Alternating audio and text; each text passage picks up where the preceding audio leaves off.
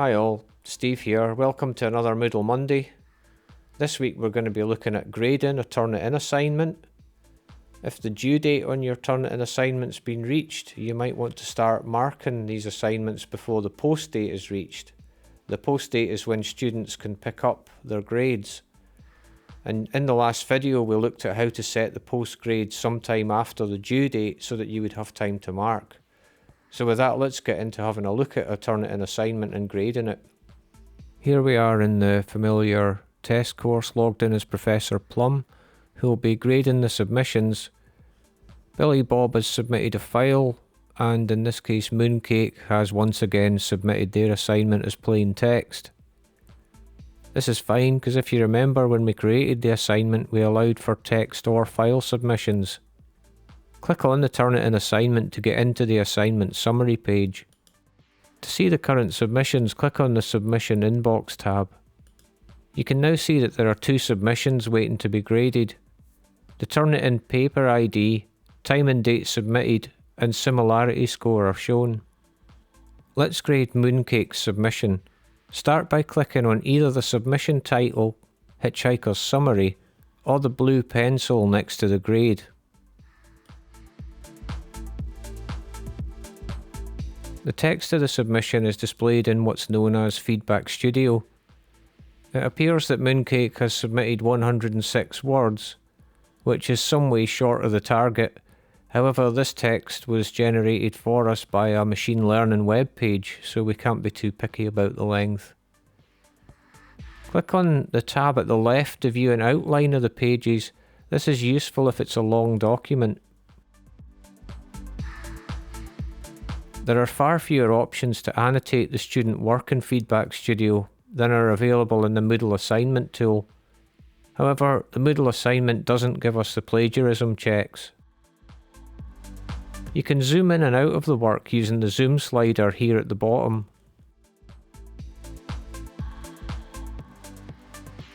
If you wish to download the document to read offline, use the grey link here.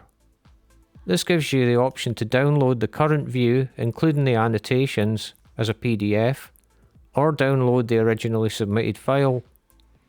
The digital receipt option allows a student to download a proof of submission receipt if they need such a thing. Using the layer tool at the right, we can choose to view grading layers, similarity layers, or both.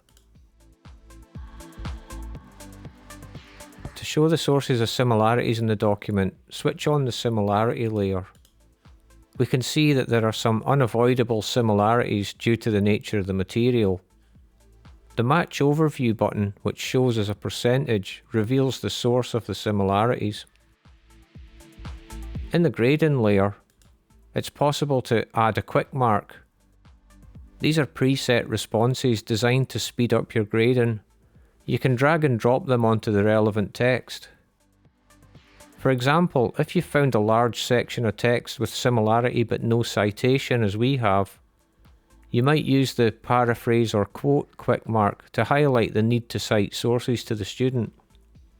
A brief explanation of the reason for the quick mark is given if you click on it. You can leave overall comments for the student in the form of voice or text. In this case, the text is too short overall, so we'll state that in the comments. You can also leave comments inside the text area by clicking in the white space, then on the speech bubble icon. This comment will stay in place for the student to see.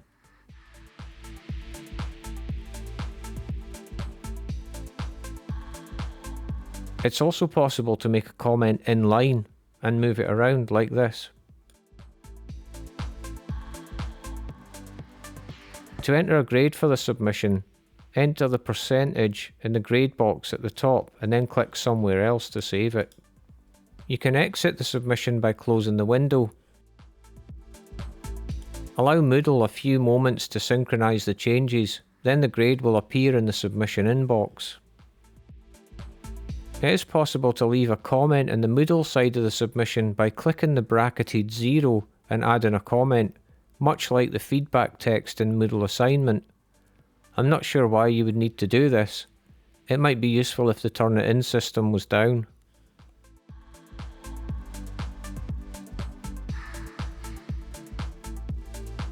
Now we'll check Billy Bob's submission, which was originally uploaded as a docx file.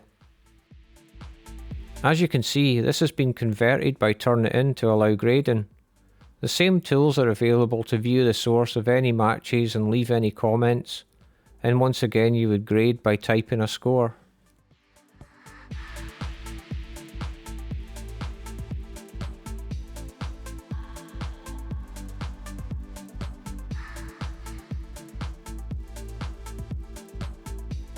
Now we can briefly view the Turnitin assignment as one of the students to see the results.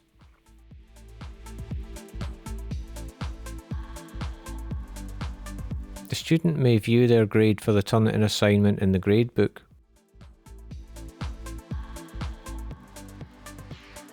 To get their detailed feedback, they need to access the Turnitin assignment itself.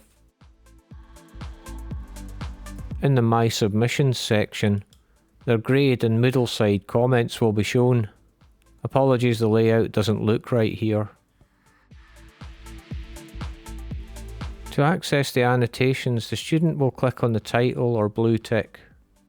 As you can see, the similarity highlights are present, along with the comments left by the professor, the quick mark, the inline comment, the floating comment, and the overall comments are available. The grade is also shown at the top. To exit, close the window. The student may respond to comments left on the Moodle side of the assignment if they wish.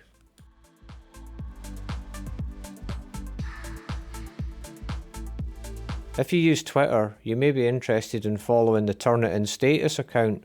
The address is here. They tweet out if there's a problem with the Turnitin system, and then they tweet again once the problem's been resolved. And that way, if there's a problem with Turnitin and you're finding it slow or not working, you can check the Turnitin Twitter account and see if there's actually something wrong with the system itself. Anyway, I hope this look at grading a Turnitin assignment was useful. As ever, if you've got any questions, just get in touch with the learning and teaching team, and we'll see you all in the next video.